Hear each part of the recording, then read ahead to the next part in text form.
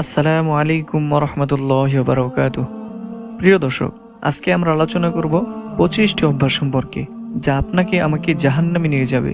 জীবনের প্রতিটি মুহূর্তে আপনি এই পাপ জেনে বা না জেনে করেছেন সবই অনুধাবন করতে পারবেন আজকের এই ভিডিওটি দেখলে।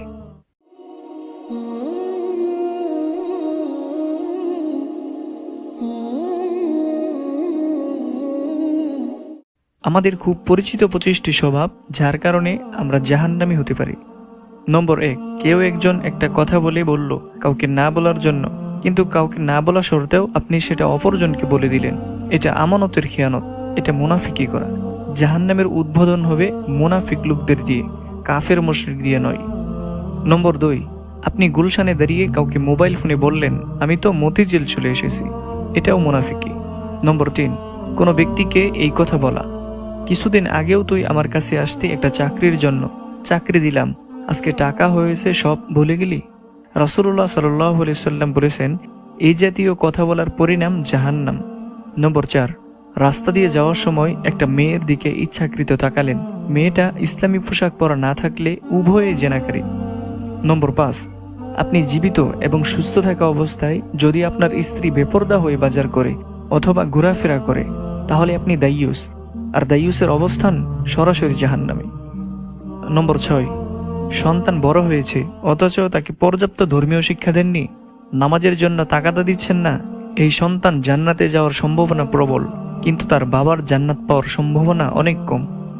নম্বর 7, আপনার পোশাক পায়ের নিচে থাকে, বিনা বিচারে জাহান্নামে যাওয়ার প্রস্তুতি আজই নিয়ে রাখুন।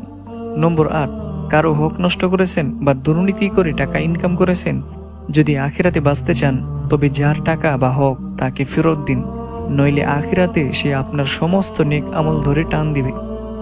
নম্বর 9, বয়স ছিল, ক্ষমতাও ছিল, রিকশাওয়ালাকে বা কাজের লোককে একটা চর মেরেছিলেন, এর নাম জুলুম। জাহান্নাম থেকে বাঁচতে হলে তার হাত ধরে ক্ষমা চেয়ে নিন, নইলে একদিন আপনার আমল নামাই সে টান দিবেই দিবে। নম্বর 10, মহিলারা গায়ে সুগন্ধি মেখে পরপুরুষের পাশ দিয়ে হেঁটে গেছেন, এরকম কাজ জীবনে যতবার করেছেন ততবার আপনি জিনা করেছেন। নম্বর 11, যতবার আপনি সুদ খেয়েছেন বা দিয়েছেন বা সুদের কাজে সহযোগিতা করেছেন ততবার আপনি আপনার মায়ের সাথে জিনা করেছেন।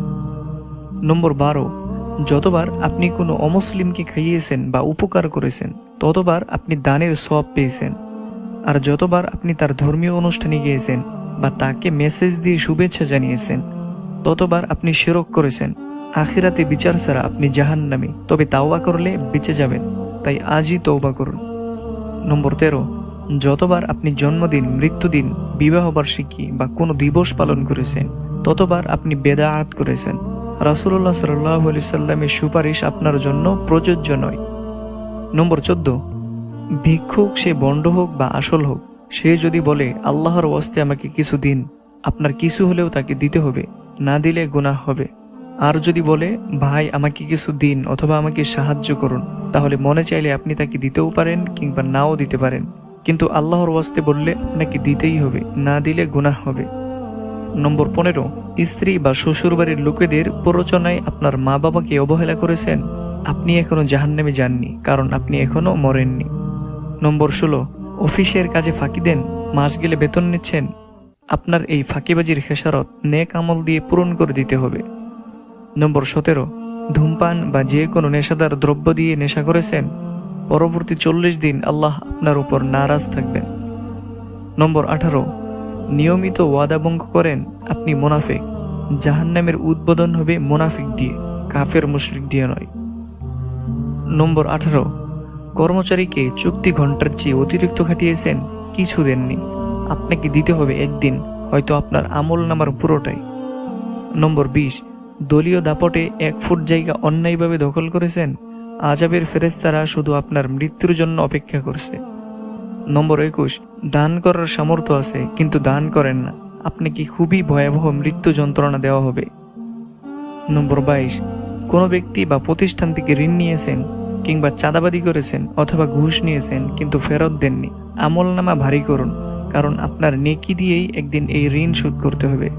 নম্বর 23, রাসূলুল্লাহ সাল্লাল্লাহু আলাইহি সাল্লামের দেখানো পদ্ধতি বাদ দিয়ে পীর সাহেব বা ভ্রান্ত আলেমের দেখানো পদ্ধতিতে আমল করেছেন, মনে রাখবেন রাসূলুল্লাহ সাল্লাল্লাহু আলাইহি সাল্লামের সুপারিশ আপনার জন্য নয়, তাই আজই আপনার নিয়মিত আমলগুলো কোরআন হাদিসের সাথে মিলিয়ে নিন। নম্বর 24, ঘরে কোরআন কিনে ফেলে রেখেছেন কিন্তু পড়েন না, এই কোরআন একদিন আপনার বিরুদ্ধে সাক্ষ্য দিবে। নম্বর 25, মহিলারা স্বামী এবং শ্বশুরবাড়ির লোকেদের বদনাম করেছেন, স্বামীরা স্ত্রী ও তার পরিবারের লোকদের নামে বদনাম করেছেন, আপনার স্বামী অথবা স্ত্রী এবং শ্বশুরবাড়ির লোকেরা আপনার ঘাড়ে পা দিয়ে একদিন জান্নাতে চলে যাবে আর আপনি থাকবেন অগ্নিময় জাহান্নামে। এই স্বভাবগুলো যদি আপনার মধ্যে থেকে থাকে তাহলে আজই তওবা করে স্বভাব সংশোধন করুন। আল্লাহ আমাদের সবাইকে উত্তম চরিত্র দান করুন। আপনি যদি এরকম ভিডিও আরও পেতে চান তাহলে এই চ্যানেলটি সাবস্ক্রাইব করে পাশে থাকা বেল আইকনটি অন করে দিন। আপনার প্রতি শুভকামনা রেখে আজ এখানেই বিদায় নিচ্ছি। আসসালামু আলাইকুম ওয়া রাহমাতুল্লাহি ওয়া বারাকাতুহু।